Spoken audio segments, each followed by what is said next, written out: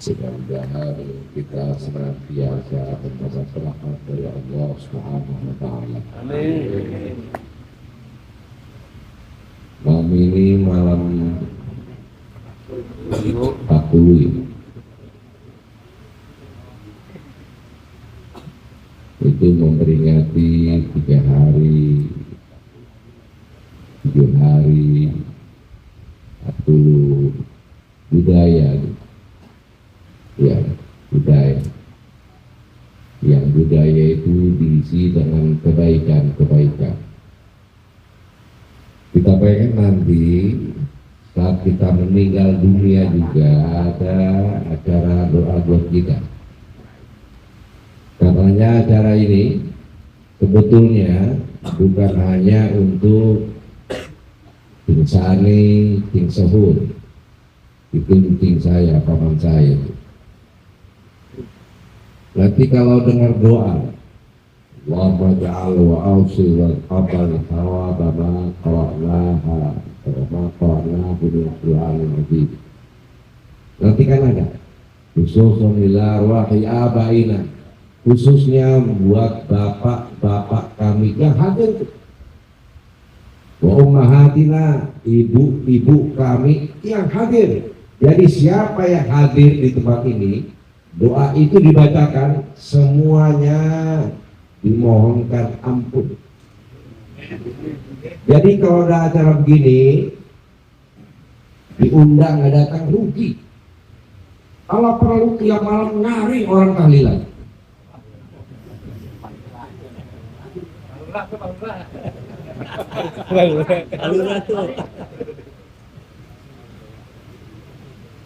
Lalu yang bacakan dan ngirimkan itu ngirim selawat, kirim Quran, dan itu kan hias, sedekah.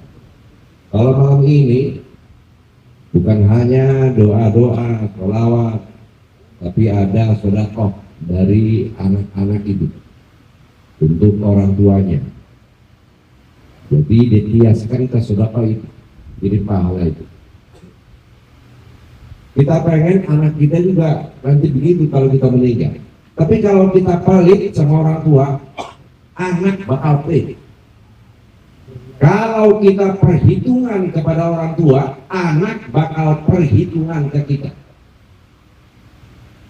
Coba lu perenungan nih, sejak kecil kira-kira berapa miliar orang tua ngasih ngeluarin duit ke kita, berapa miliar? Kita dari kecil. Kalau dulu beranak di dukun ya, kalau sekarang banyak yang sesat. Nah sejak itu coba hitung, sampai sekarang tua begini berapa duit orang tua ngeluarin duit buat kita, sekolahin, kuliahin, ngawinin, bikinin rumah, dia meninggal masih dapat warisan. Itu berapa? Ini biar ukur pelit atau enggak kita. Anggap 5 miliar. Di sini kira-kira ada nggak yang berani ngeluarin buat orang tua yang sudah bersusah payah 10%-nya? Ada yang berani? 500 juta untuk ke masjid buat orang tua. Ada yang berani? Pelit.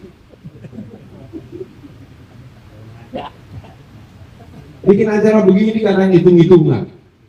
Kadang saking ngandel, lu aja melihat duitnya. Ntar anak kita pelit saat kita meninggal. Percayalah. Baru apa akum kapal rokum abna hukum. Ada yang biru apa akum tabir rokum abna hukum. Berbaktilah ke orang tuamu, nanti anakmu bakal berbakti kepadamu. Rasainlah kalau kita mau meninggal.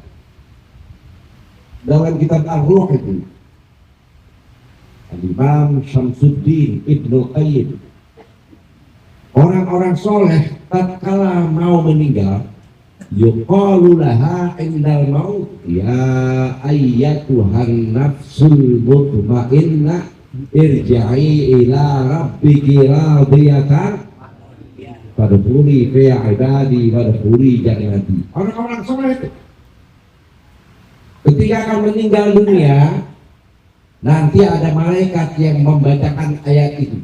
Orang soleh. Ya ayyatuhan nafsul mutmainnah, wahai jiwa yang tenang,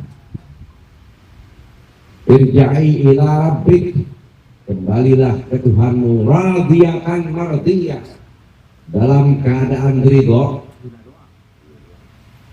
mardiyah, dan diridhoi. Kalau menurut Syekh Fakhruddin Ar-Razi dalam tafsirnya, radiyah anillahi ta'ala, engkau redha dengan apa yang Allah berikan, dengan pahala yang Allah berikan, dengan karunia-karunia yang Allah berikan. Radiyah, mardiyah indallah, engkau dapat ridha di sisi Allah. Itu bagian dari hiburan orang yang mau meninggal dunia. Karena orang mau meninggal dunia, nanti kita ngerasain. Coba lihat orang mau meninggal dunia, kadang dipanggil namanya, diam aja. Ditalkin dengan kalimat tauhid la ilaha illallah, diam aja. Yang sering zikir belum tentu sanggup untuk berzikir, jangankan yang hanya zikir, tukang pimpin zikir gak ada jaminan sanggup mengucapkan la ilaha illallah. Termasuk kita. Siapa di sini yang bisa jamin kalau mati mengucapkan la ilaha illallah? Kadang kita sombong merasa soleh, baru kaya dikit sombong, merasa banyak amal, banyak sedekah, udah sombong. Orang yang merasa itu minal maghrurin, orang yang tertipu. Dalam kitab Tanwirul Qulub, Imam Muhammad Amin Al-Qurri ketika menjelaskan ketertipuan. Apa itu al-ghurur? Tertipu itu apa? I'timadul qalbi ala ma la yanbaghi ayya'tamida alaih. Ini banyak guru saya di sini ya, di salah 100 terus ya banyak sana para ustaz yang ngaji dengan saya, para ustaz yang harus waktu ngaji beliau. Iya, mudah-mudahan beliau masih hafal. Jadi banyak. Jadi yang ngaji di tempat saya, beliau tadi ada yang profesor ngaji, doktor ngaji, tapi saudara sendiri ini nggak ngaji.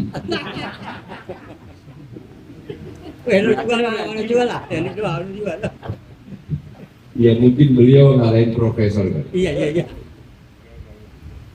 Jadi orang yang tertipu itu ketika hati bergantung kepada yang tidak layak, hati bergantung kepadanya, sampai disebutkan ka'atimadil alimi bi'ilmihi, orang alim saja itu nggak layak bergantung dengan keilmuannya. Ibu gua banyak, gua amal, tertipu. Ka'atimadil aghniya bijnahum, orang-orang kaya bersandar dengan kekayaannya, tertipu. Termasuk minal usat, orang-orang tukang maksiat, ketika dia bergantung Allah, nanti aja taubatnya akan ada ampunan Tuhan. Termasuk seperti itu. Sebab yang namanya mati tidak mengenal kapan. Kita nggak tahu kapan, mudah-mudahan tanya umur kita. Itu proses kematian sangat dahsyat. Kalau menurut Al-Imam Al-Ghazali dalam kitabnya Rasail Imam Al-Ghazali, itu orang yang meninggal ketika dicabut nyawanya dahsyat luar biasa. Bila lihat orang yang mau meninggal ini, yang pertama akan dibetot itu roh dari kaki sebelah kanan sakitnya luar biasa. Setelah kaki kanan, kaki kiri. Setelah kaki kiri, tangan kanan. Setelah tangan kanan, tangan kiri. Lihat coba orang yang belagu-belagu, sombong-sombong, gak ada apa-apanya udah. Nanti kita begitu. Bahkan dalam kitab tafsir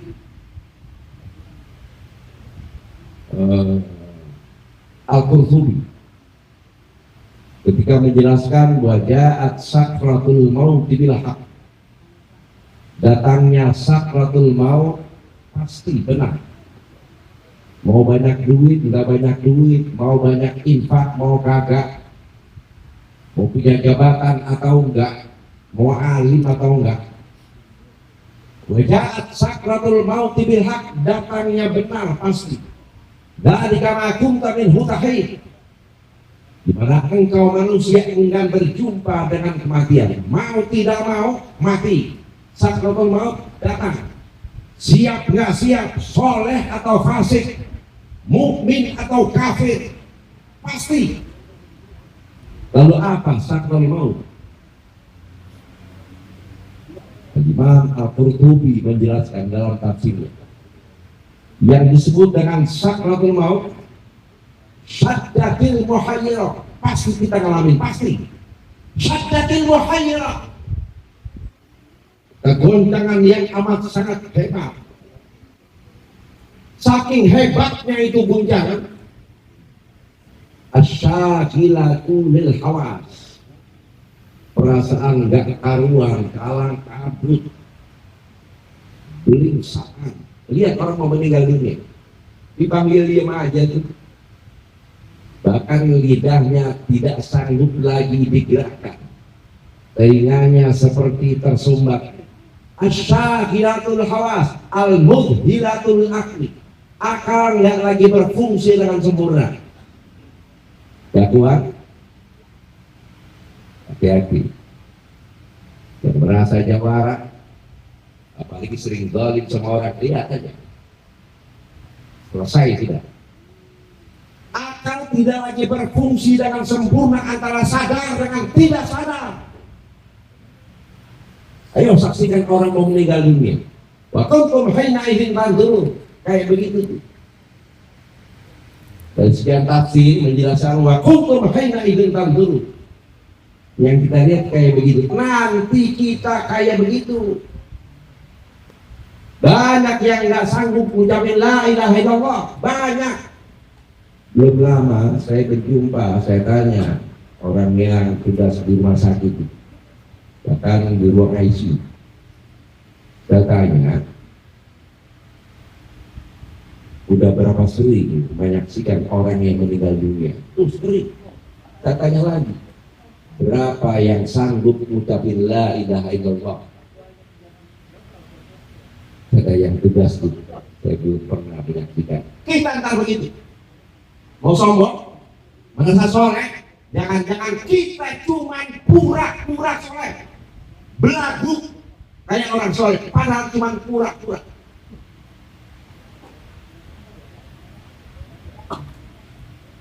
Ini renungan buat kita. Saya juga bakal mati, jadi bakal mati. Mudah-mudahan kita meninggal husnul khatimah. Dahsyat itu dahsyat, apalagi orang yang sering zalim sama orang. Lihat aja nanti ada waktunya. Jangan sombong lah, jangan sombong. Apalagi sombong dengan amal, merasa lebih hebat dari orang lain. Karena kadang-kadang ada orang merasa lebih hebat, lebih mulia, lebih suci, lebih surga. Kita jangan. Kita khawatir, kita takut, kita banyak dosa. Ngeri kalau melihat orang mau meninggal dunia, ngeri. Sebab itu juga pasti akan kita alami, nggak mungkin nggak kita alami. Makanya mumpung Allah masih kasih panjang usia, masih kasih kesempatan untuk terus memperbaiki diri.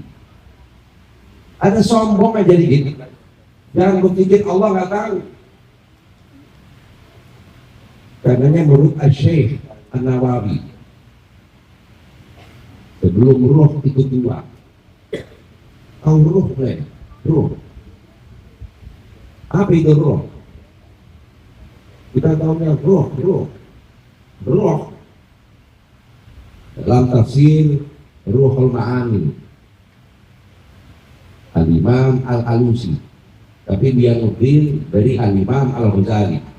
Yang dimaksud roh itu jismun latifun jiddan, jisim yang amat sangat halus. Wa huwa hayyun nafih, ruh itu hidup tanpa unsur lain. Kalau jasad tidak hidup tanpa unsur lain, harus ada unsur roh. Kalau ada roh baru hidup, nggak ada roh mati. Yattasifu bil khuruj wa dukhul, yang namanya roh punya sifat keluar masuk, kadang keluar, kadang tatkala kita tidur keluar roh, lagi begini masuk ke dalam. Tapi yang mengerti tentang roh, kalau ditanya ketika bayi umur berapa bulan roh ditiup, 4 bulan. Kalau begitu sebelum 4 bulan roh ada nggak? Nggak ada. Kenapa bergerak? Kenapa hidup? Al-harakatu min alamatil hayy, min alamatil hayat. Itu bergerak itu tanda adanya hidup dan kehidupan. Sehingga jika ada yang bergerak sendiri itu berarti hidup, ada roh. Nah, ketika umur sebulan, 2 bulan itu janin bergerak nggak? Bergerak. Tumbuh nggak? Tumbuh. Padahal roh belum nih. Lalu apa yang membuatnya hidup dan bergerak? Padahal sumber hidup adalah roh. Terbukti orang yang mati ketika ruhnya tercabut, nggak ada roh, sudah mati, nggak bisa bergerak. Lalu umur 2 bulan di perut sudah bergerak. Nah, nanti ngaji pakai Harun ya. Nah, perlu jelaskan karena roh terbagi beberapa bagian. Ada yang bilang 7 bagian roh, ada yang 3. Nah, yang ditiup itu yang 4 bulan itu ruhul insani, ruhul insani, roh manusia. Jadi dengan di dunia itu sempurna sebagai manusia. Lalu Allah berikan akal dengan tiupan roh itu. Karena lagi tidur, roh itu keluar. Karena keluar, orang nggak lagi bisa berpikir, makanya karena nggak berpikir, nggak ada kesadaran, kalau bangun tidur dalam pendekatan gitu, jadi bangun tidur jangan langsung gosok muka gitu, khususnya yang udah gini, jadi biar cuci tangan dulu, sebab boleh jadi nggak sadar tangannya ronda kemana-mana. Itu roh begitu roh. Jadi yang tasifu bil khuruj wa dukhul. Nah, tatkala tercabut semua roh itu sakitnya luar biasa.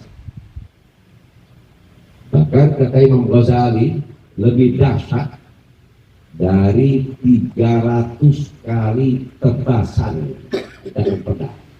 Ditebas dengan pedang kayak apa? Tapi kalau dicabut roh lebih dahsyat 300 kali lipat. Makanya sangat mengerikan. Dan ini pas kita alami, mau sombong apa? Banyak ilmu, banyak duit,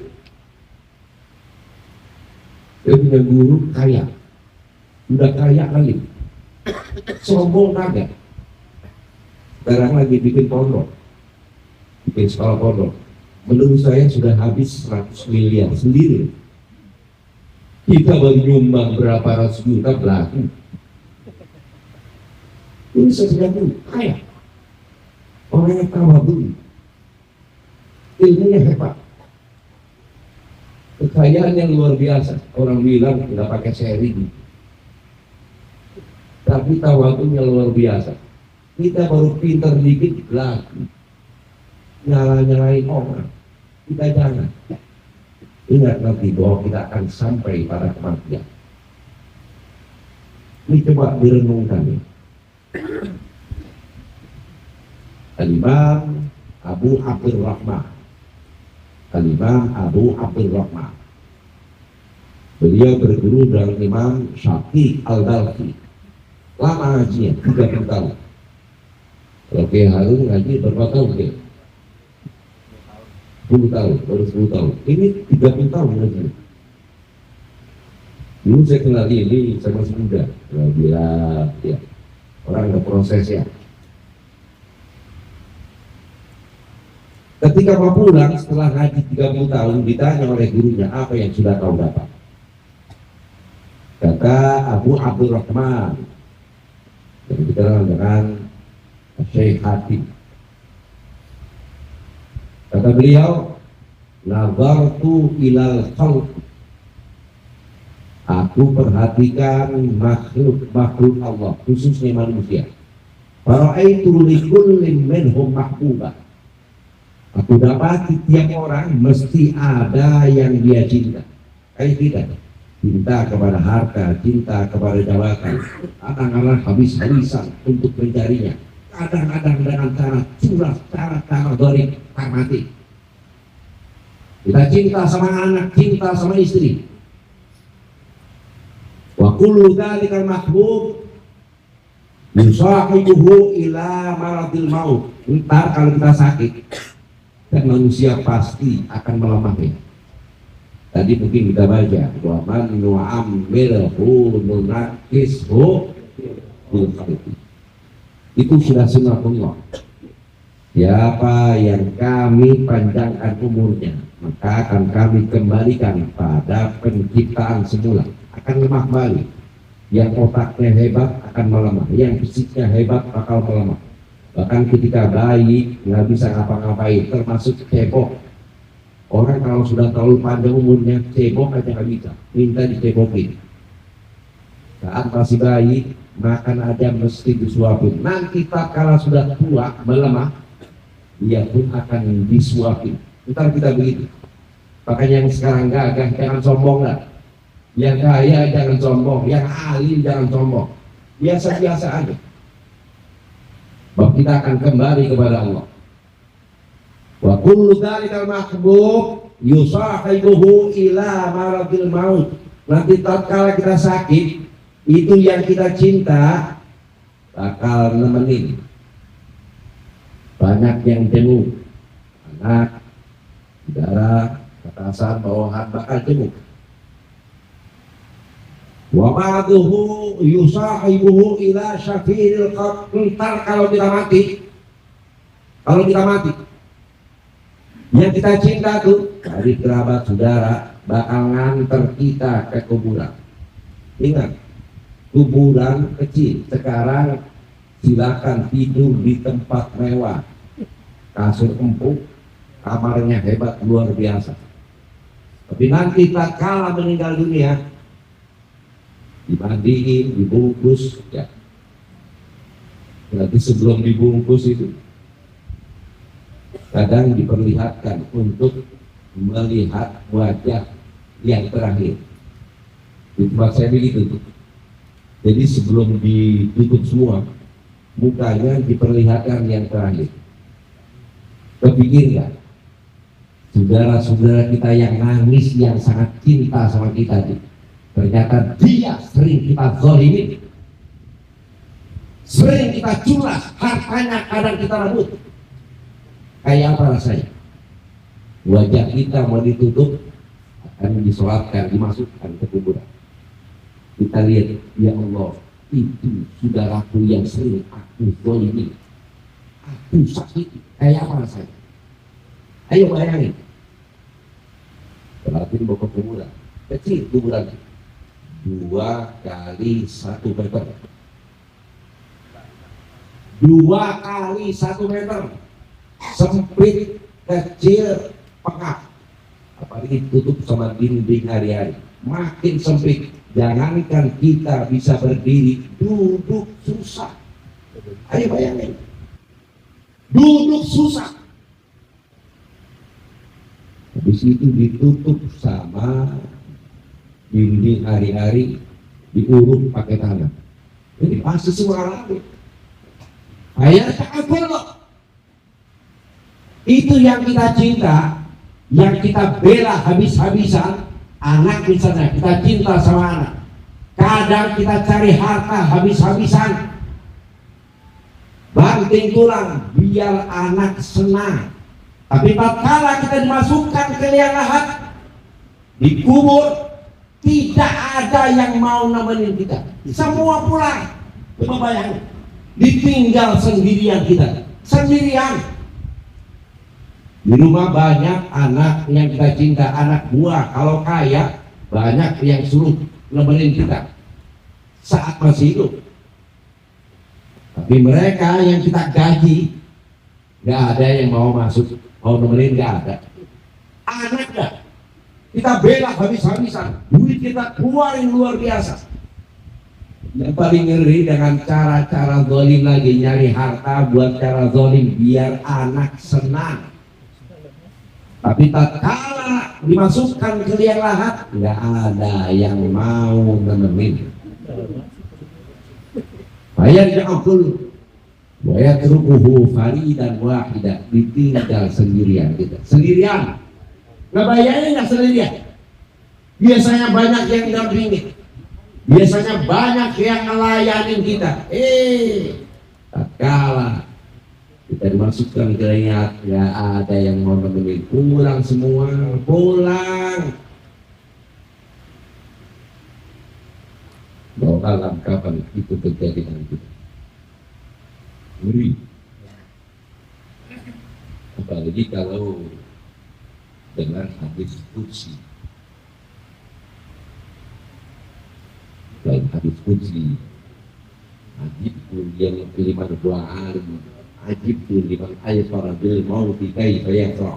Ya ibn Adam, wahai manusia, aku heran kepada orang yang yakin pasti mati. Kita kan yakin pasti mati. Kaifa yafrah, masih saja bersenang-senang, gembira-gembira. Kalau dalam tata bahasa Arab itu al-farah gembira, surur juga gembira. Tapi kalau al-farah lebih pada kegembiraan duniawi, bahkan laisa binaf'in, nggak ada manfaatnya. Kita seringkali ketika sangat gembira dalam dunia lupa kalau mati di depan mata. Makanya dalam ungkapan Hudatul Islam, al-mautu wal musibatul uzma, mati itu musibah yang sangat besar. Wa a'zamu minhu, tapi ada musibah yang lebih besar daripada mati. Apa itu? Al-ghaflatu anhu, lupa dengan kematian. Berapa banyak orang lupa dengan kematian, lupa kepada Allah, mati. Bahkan banyak yang meninggalnya su'ul khatimah, habis sudah.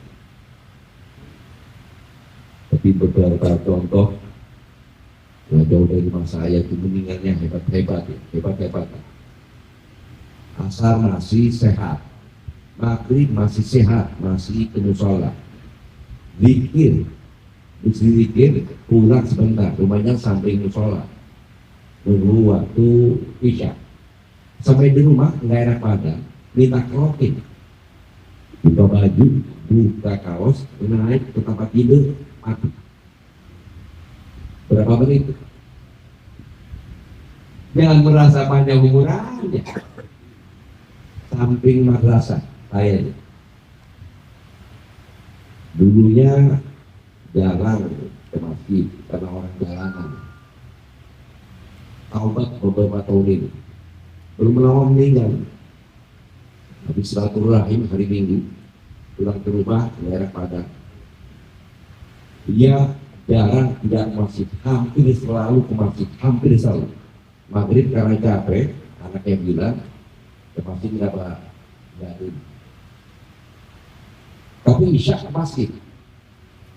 Pulang dari masjid isya, nggak enak badan, minta dibawa ke rumah sakit. Berapa menit itu? Di jalanan meninggal dunia. Itu yang musnul khotimah. Jangan-jangan kita lagi bohong, lagi nipu, lagi zalim sama orang meninggal. Jangan berpikir, wah gua nggak mungkin. Seperti itu, ya. Yang ngeri ada hadis kursi. Ajibtu liman wa aiqana bil mauti kaifa yafrah. Lebih lagi, ada lagi hadis kursi. Wa ma jama'tahu lil waratha. Apa yang engkau kumpulkan harta itu, yang nanti akan engkau wariskan kepada ahli warismu. Engkau akan wariskan kepada istrimu, kepada anakmu, kepada saudara-saudaramu. Fata'aimu li ghairi. Yang nyari kau, yang nikmati bukan engkau. Ayo, yang biasa jelas dari harta. Wal hisabu alaih. Nanti yang tanggung jawab di hadapan Allah bukan keluargamu. Keluargamu nggak tahu-tahu, anakmu tidak tahu-tahu dari mana harta itu.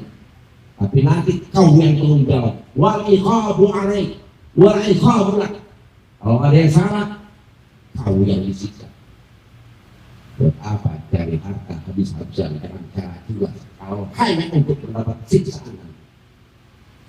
Ayo kita sadar, mumpung Allah masih memberikan peluang dan kesempatan. Makanya diingatkan kembali, ajib liman ayqana bil hasab kaifa yajma'ul mal kaifa yujma'ul mal. Aku heran kepada hamba yang yakin adanya hisab, kenapa masih saja menumpuk-numpuk. Ayo, sebelum kita meninggal, kita perbaiki, kita bersihkan, biar meninggalnya dalam keadaan husnul. Ini saya bukan nasihatinnya, saya belum apa-apa. Saya paling takut kalau diminta nasihat. Ini hanya renungan saja, renungan yang bisa kita jadikan sebagai sebuah nasihat buat diri kita masing-masing. Jadi saya bukan nasihatin, bukan. Sebab saya takut dulu Nabi Isa yang diperintah sama Allah itu, nafsa, hai Isa, nasehati dirimu. Jadi jangan belaga nasihat orang jangan belaga. Hai Isa, nasehati dirimu. Fa'idin ta'awta fa'idin nas. Jika engkau sudah menasehati dirimu, apalagi engkau sudah jalankan, baru nasehati orang. Ini belum apa-apa, udah mau nasehati aja. Ini enggak, ini renungan saja, renungan biar kita semua selamat dunia dan akhirat. Mari kita istighfar, kita mohon ampun kepada Allah. Mudah-mudahan selesai acara ini semua dosa kita diampuni Allah. Orang-orang tua kita khususnya yang sepuh, yang sani, mendapatkan ampunan dan ditempatkan di roh hidayatullah. Sama-sama istighfar.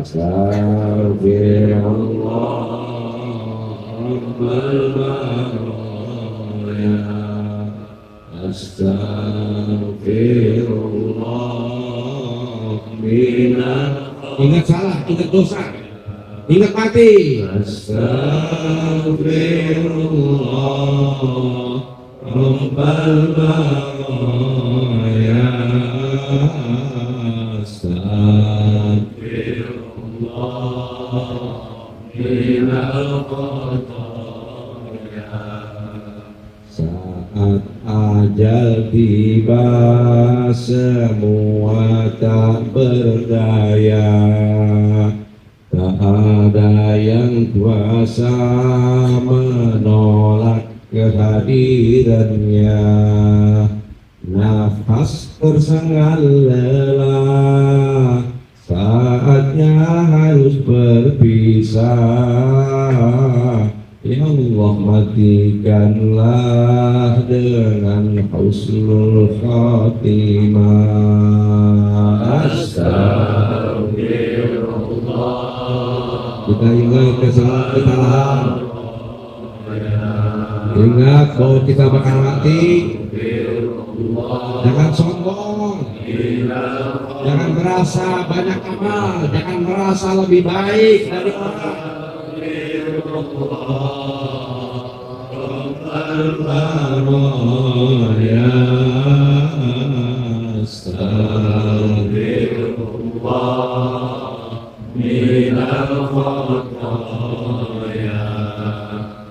Jasad tiada guna jika tak ada nyawa.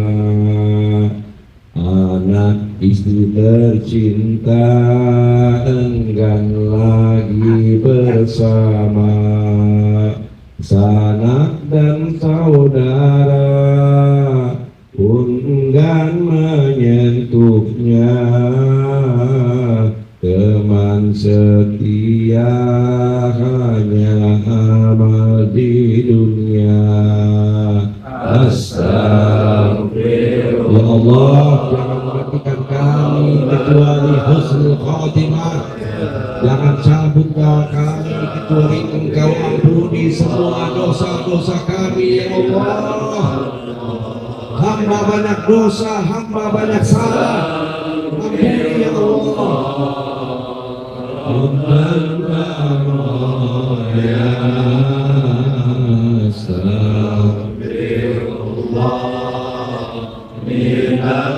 Kita doain orang tua kita ingat Rabbana ighfir lana wa liwalidayna. Ingat kita kurang bakti orang tua, ingat Rabbana ighfir lana wa liwalidayna. Jangan kalian kita sombong sama orang tua, lawan sama orang tua.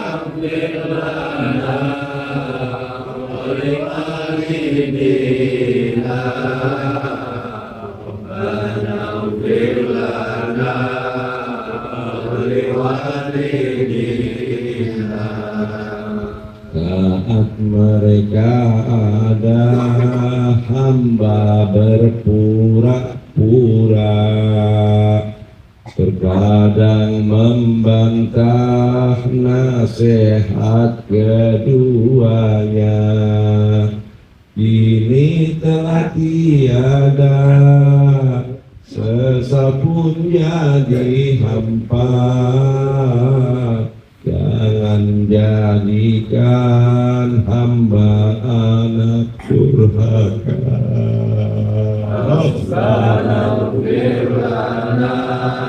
Jangan catat hamba sebagai anak durhaka, ya Allah.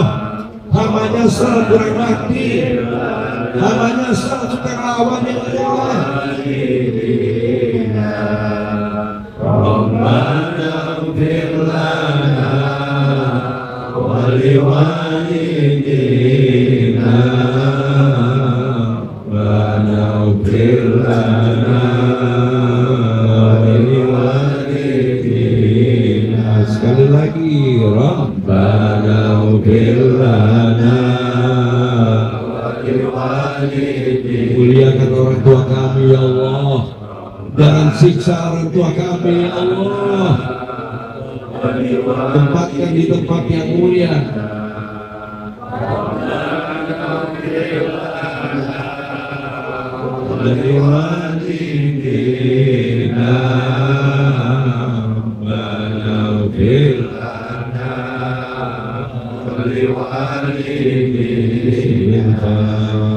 Al-Fatihah.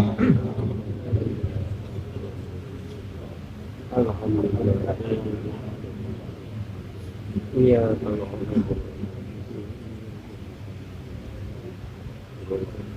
yang terakhir Syekh Hatim Al-Asaf,